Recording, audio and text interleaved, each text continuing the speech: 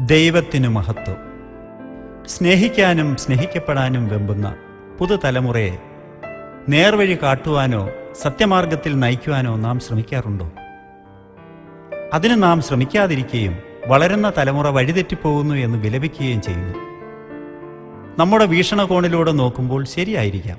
അതിവേഗത്തിൽ ഗമിക്കുകയും പഴയ തലമുറയെ ജനറേഷൻ ഗ്യാപ്പ് എന്ന് പറഞ്ഞ് പുച്ഛത്തോടെ കാണുകയും ചെയ്യുന്ന പുതുതലമുറയെ നമുക്ക് കാണാൻ സാധിക്കും. ബൈബിൾ നമ്മെ ഓർമ്മിപ്പിക്കുന്ന ചില കാര്യങ്ങൾ നാം അവഗണിച്ചുകൂടാ. യുവതലമുറയ്ക്ക് അധികം പ്രാധാന്യം നൽകി തന്നെയാണ് ബൈബിൾ സംസാരിക്കുന്നത്.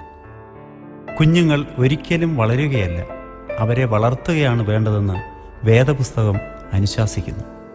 മക്കളെ ശിക്ഷിക്കാതെയും ശാസിക്കാതെയും വളർത്തരുതെന്നും വടിയെയല്ല കുട്ടികളെയാണ് സ്നേഹിക്കേണ്ടതെന്നും ശക്തമായി ദൈവവചനം സംസാരിക്കുന്നു. ഒരു നാടൻ ചൊല്ല് നാം ശ്രദ്ധിച്ചിരിക്കുമല്ലോ, ചൊല്ലും ചോറും കൊടുത്ത് കുഞ്ഞുങ്ങളെ വളർത്തണമെന്ന്. നമ്മുടെ കുഞ്ഞുങ്ങൾക്ക് ചൊല്ലിക്കൊടുക്കാം, ചോറ് കൊടുക്കാൻ മറക്കാതെയും ഇരിക്കാം. ഇതിനൊരു മറുവശം കൂടിയുണ്ട്. മാതാപിതാക്കളുടെ ജന്മദിനമോ വിവാഹ വാർഷികമോ മാത്രം ഓർത്തുവെച്ച് അന്ന് യാന്ത്രികമായി ആശംസകൾ അർപ്പിച്ച ശേഷം അവരെ പുരാവസ്തുവായി കാണുന്നവരാണ് ബഹുഭൂരിപക്ഷവും. വേദപുസ്തകത്തിൽ നിന്നെന്ന പോലെ മുൻ തലമുറയിൽ നിന്നും പകർന്നു കിട്ടിയ അനേകം സദ്ഗുണങ്ങൾ പുതുതലമുറ നിഷ്കരുണം തള്ളിക്കളയുന്നു. ഇതിനൊരു വിരാമമുണ്ടാകണ്ടേ? അതിനായി ജെനിസസ് മീഡിയ ആൻഡ് പബ്ലിക്കേഷൻ ഒരു എളിയ ശ്രമം നടത്തുന്നു. വേദപുസ്തക ചരിത്ര കഥകളും സാരോപദേശങ്ങളും കുഞ്ഞുങ്ങളിലേക്ക് പകരുവാനൊരു ശ്രമം. പഴയ തലമുറയും പുതിയ തലമുറയും ചേർന്നിരുന്ന് കഥകൾ പറയുന്നു, കേട്ടാസ്വദിക്കുന്നു, നേർവഴിയിൽ പോകാൻ പ്രതിജ്ഞയെടുക്കുന്നു. ദയവായി സശ്രദ്ധം വീക്ഷിച്ചാലും. ദൈവം നമ്മെ ഏൽപ്പിച്ച ഈ ലോകത്തെ ദൗത്യം ഭംഗിയായി നിറവേറ്റാം. മുൻ തലമുറയുടെ പ്രതീകമായി ഞങ്ങൾ നിങ്ങളുടെ മുന്നിൽ അവതരിപ്പിക്കുന്നു അപ്പച്ചനെ. പുതുതലമുറയ്ക്ക് വേണ്ടി, നിങ്ങളെ ചിന്തിപ്പിക്കാനും ചിരിപ്പിക്കാനും വേണ്ടി തോമസ് കുട്ടി, എൽദോ, അന്ന എന്നീ കുസൃതികൾ നിങ്ങളുടെ മുന്നിലെത്തുന്നു. അഖിലാണ്ടത്തിൻ ഉടയവനായ തമ്പുരാനേ, യാഹേ യഹോവേ,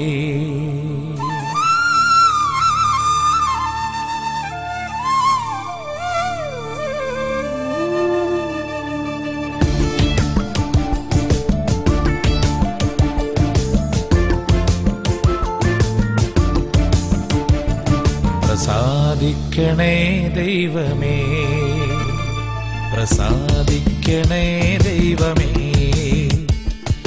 നിൻ മഹത്വം വർണ്ണിക്കുവാൻ, നിൻമൊഴികൾ കേൾക്കുവാൻ, പ്രപഞ്ച സൃഷ്ടിയെ വാഴ്ത്തുവാൻ. പ്രസാദിക്കണേ ദൈവമേ, നിൻ മഹത്വം വർണ്ണിക്കുവാൻ.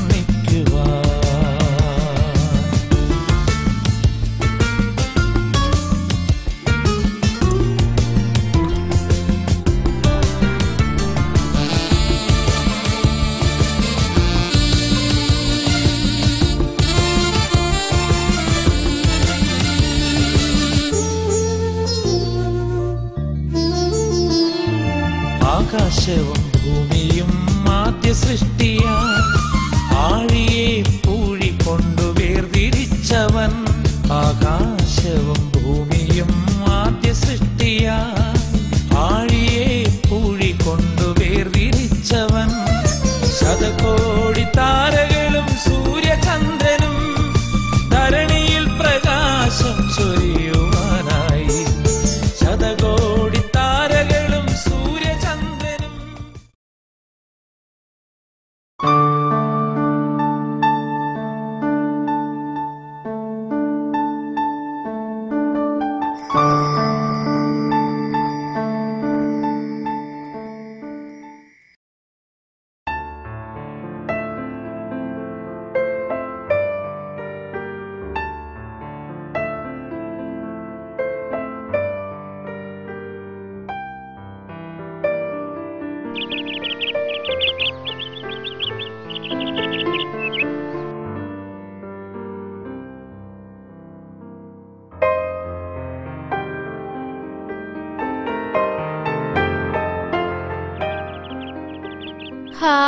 എവിടേക്കാ 3 പേരും കൂടി? ഞങ്ങൾ കഥ കേൾക്കാൻ പോവാ. കഥയോ? ആ, അപ്പച്ചൻ ഞങ്ങൾക്ക് എന്നും ഓരോ കഥകൾ പറഞ്ഞു തരും. എന്തു രസമാണെന്നോ. നമ്മുടെ വേദപുസ്തകത്തിലെ കഥകളാ. എന്താ, കഥ കേൾക്കാൻ വരുന്നോ? ഇല്ല, ദാ കണ്ടില്ലേ, ടൗണിന്ന് സ്കൂൾ ബസ്സിൽ വരുമ്പോൾ തന്നെ ഒത്തിരി വൈകും. ഹോ, പിന്നെ ട്യൂഷൻ, ഹോംവർക്ക്, ചുരുക്കത്തിൽ ഒന്നിനും നേരമില്ല.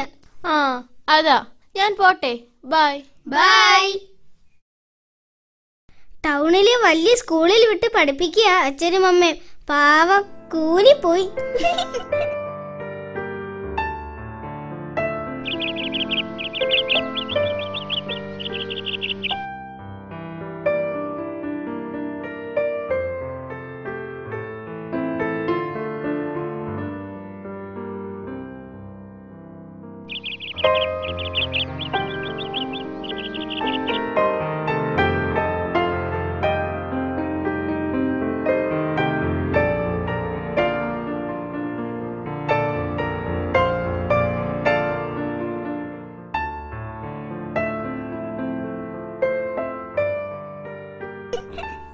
ഇന്ന് ആ കുട്ടികളെ കാണുന്നില്ലല്ലോ. എന്തു പറ്റി? ഞാൻ പറയുന്ന കഥകൾ അവർക്ക് രസിക്കുന്നില്ലെന്നുണ്ടോ? ഏയ്, അങ്ങനെ വരാൻ വഴിയില്ല. പറയുംതോറും വീണ്ടും വീണ്ടും കേൾക്കാനുള്ള ആവേശം അവർക്ക് വർദ്ധിച്ചു വരികയായിരുന്നല്ലോ. ഒരുപക്ഷെ ഇന്ന് മൈതാനത്ത് പോയി പന്ത് കളിക്കാമെന്ന് വിചാരിച്ചു കാണും. അപ്പച്ചൻ സ്വപ്നം കാണുകയായിരുന്നോ? ഏയ് അല്ല, ഞാൻ നിങ്ങളെക്കുറിച്ച് ആലോചിക്കുകയായിരുന്നു. ആട്ടെ, നിങ്ങളെന്താ ഇന്ന് വൈകിയത്? ദാ ഇവനെ കാരണമാ. ഒന്ന് ഒരുങ്ങി ഇറങ്ങണ്ടേ? ഒരുങ്ങി നേരം കളയാൻ ഞാനെന്താ പെൺകുട്ടിയാണോ? ആ, കുറ്റങ്ങളെല്ലാം പെൺകുട്ടികൾക്ക് ഇരുന്നോട്ടെ. ആൺകുട്ടികൾ ഒരുങ്ങാൻ ഒട്ടും മോശക്കാരല്ല. നീയും കണ്ണാടിയുടെ മുന്നിൽ അഭ്യാസം കാണിക്കുന്ന കണ്ടിട്ടുണ്ടല്ലോ. അത് ശരിയാ. റോഡിൽ കിടക്കുന്ന കാറിന്റെയും ബൈക്കിന്റെയും കണ്ണാടിയിൽ നോക്കി തല ചെയ്യുന്ന ചേട്ടന്മാരെ ഞാനും കണ്ടിട്ടുണ്ട്. അത് ചില ചേച്ചിമാരെ പോലെ രഹസ്യമായി ചെറിയ കണ്ണാടി കൊണ്ട് നടക്കാത്തത് കൊണ്ടാ. നിർത്ത്. നിങ്ങൾ ഇത്രയും കൂട്ടായിരുന്നിട്ട് തമ്മിൽ കുറ്റപ്പെടുത്തുകയാ. മോശം, വളരെ മോശം. മക്കളെ, കുറ്റങ്ങളും കുറവുകളും ഇല്ലാത്തവരാരുമില്ല. അത് സ്നേഹബുദ്ധിയാ ചൂണ്ടിക്കാണിക്കുകയേ ആകാവൂ. അതുപോലെ നമ്മുടെ കുറ്റങ്ങൾ ശ്രദ്ധയിൽപ്പെട്ടാൽ അത് തിരുത്താനും ശ്രമിക്കണം. അല്ലാതെ പരസ്പരം ചെളി വാരി എറിയുന്ന രീതി ഒട്ടും ശരിയല്ല. ചെളി ആദ്യം വാരി എറിയുന്നവന്റെ കയ്യിലാണ് പറ്റുന്നതെന്ന് ഓർക്കണം. അപ്പച്ചാ, കഥ പറഞ്ഞു തുടങ്ങ്. ആ ശരി, നമുക്ക് കഥയിലേക്ക് കടക്കാം.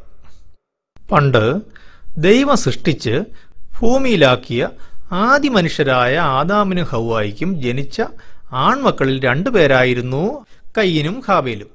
ആദി മാതാപിതാക്കൾ ശാപഗ്രസ്തരായി തീർന്നപ്പോൾ ആ ശാപം പിൻതലമുറയിലേക്കും വ്യാപിക്കാനിടയായി. ആ രീതിയിലായിരുന്നല്ലോ ആ ശാപം. കഷ്ടവും വിയർപ്പും വേദനയും ഗർഭധാരണവും അഹോവൃത്തിക്കായുള്ള അധ്വാനവും അടുത്ത തലമുറയിലേക്കും വ്യാപിച്ചു. അങ്ങനെ അധ്വാനഭാരം എന്തെന്ന് ഈ ആദിമ സഹോദരങ്ങൾ അറിഞ്ഞു തുടങ്ങി. 2 പേർക്കും വ്യത്യസ്തമായ തൊഴിലുകളായിരുന്നു.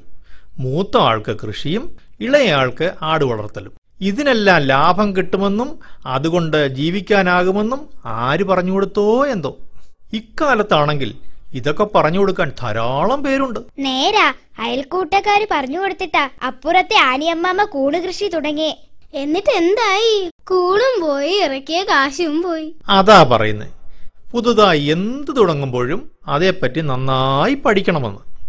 പലരും പ്രയോഗിച്ച് വിജയിച്ചതും പരാജയപ്പെട്ടതുമായ ധാരാളം കാര്യങ്ങൾ നമ്മുടെ മുമ്പിലുണ്ട്. ഉദാഹരണത്തിന് തേക്ക് വളർത്തൽ, മാഞ്ചിയം വളർത്തൽ, മുയൽ വളർത്തൽ, തേനീച്ച വളർത്തൽ,